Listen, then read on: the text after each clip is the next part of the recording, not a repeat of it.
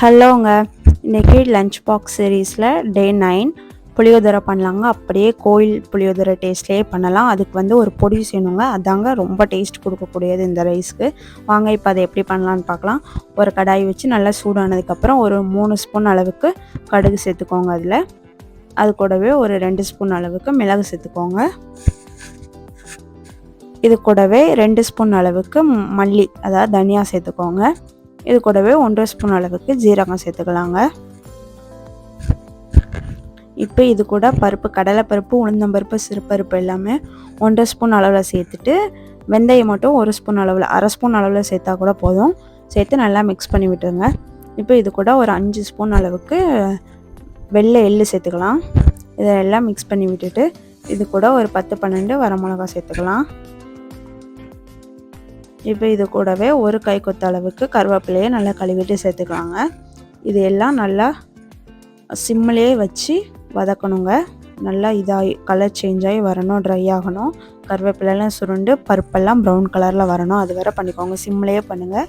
அதுக்கப்புறம் இந்த மாதிரி வந்தோன்னா அடுப்பை ஆஃப் பண்ணிவிட்டு ஆற வச்சுட்டு ஒரு மிக்ஸி ஜாரில் மாற்றி இதை ஒரு பவுடராக நல்லா பொடியாக அரைச்சி எடுத்துக்கலாம். இதை நம்ம ஒரு கண்டெய்னரில் சேஞ்ச் பண்ணி வச்சுட்டு அப்பப்போ தேவைக்கு எடுத்து யூஸ் பண்ணிக்கலாங்க. இவ்வளோ இது நமக்கு இப்போ தேவைப்படாது. அப்புறம் இப்போது புளி கரைசல் ரெடி பண்ணணும். அதுக்கு ஒரு பேன் வச்சுக்கோங்க. அதில் நல்லா தாராளமாக நல்லெண்ணெய் ஊற்றிக்கோங்க. நல்லெண்ணெயில் பண்ணும்போது டேஸ்ட் இன்னும் நல்லாவே இருக்கும். நல்லெண்ணெயே யூஸ் பண்ணுங்க புளியோதரைக்கு. இது கூட 1 ஸ்பூன் அளவுக்கு கடுகு சேர்த்துக்கலாம். 1 ஸ்பூன் அளவுக்கு உளுந்தம்பருப்பு சேர்த்துக்கலாம். நிலக்கடலை கொஞ்சம் ஒரு கைக்கொத்து, 1.5 கைக்கொத்து அளவு சேர்த்துக்கலாம். நமக்கு ரொம்ப பிடிக்கும்னா நமக்கு பிடிச்ச மாதிரி அளவு சேர்த்துக்கோங்க. ஒரு கைக்கொத்த அளவு கருவேப்பிலையும் இது கூட சேர்த்துட்டு கொஞ்சமாக பெருங்காயம் சேர்த்துக்கோங்க. பெருங்காய பவுடர் சேர்த்துக்கலாம். இது கூடவே ஒரு 1/4 டீஸ்பூன் அளவுக்கு மஞ்சத்தூள், 1/2 டீஸ்பூன் அளவுக்கு மிளகாத்தூள் சேர்த்துக்கலாம். இப்போ இதை நல்லா மிக்ஸ் பண்ணி விட்டுருங்க. ஒரு பெரிய வெங்காய சைஸ் புளி எடுத்துக்கோங்க.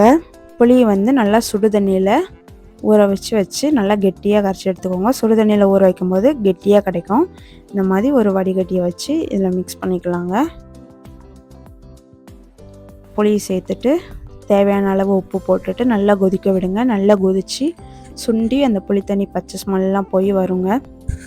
பாருங்கள், இந்த மாதிரி வந்ததுக்கப்புறம் வற்றி வந்ததுக்கப்புறம் இது கூட நம்ம பவுடர் பண்ணி வச்சுருந்தோம்ல புளியோதரை பொடி, அதை வந்துட்டு ஒரு 3 ஸ்பூன் அளவுக்கு சேர்த்துக்கோங்க. நான் வந்து இது ஒரு 5 பேர் தாராளமாக சாப்பிட்ற அளவுக்கு பண்ணுறேன். அதனால் நான் இந்த இதை அப்படியே வச்சு சாப்பாடு மிக்ஸ் பண்ணிடுவேன்.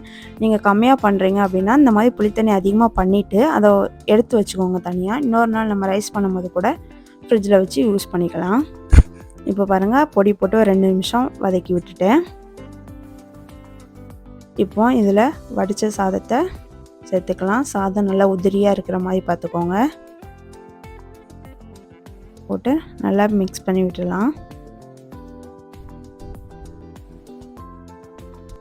சாதம் வந்து அந்த கிரேவியில் எல்லாம் நல்லா ஃபுல்லாக இதாகிற அளவு மிக்ஸ் பண்ணி விட்டதுக்கப்புறம் இது மேலேயே 2 ஸ்பூன் அளவுக்கு அந்த புளியோதரை பொடியை போட்டுக்கோங்க.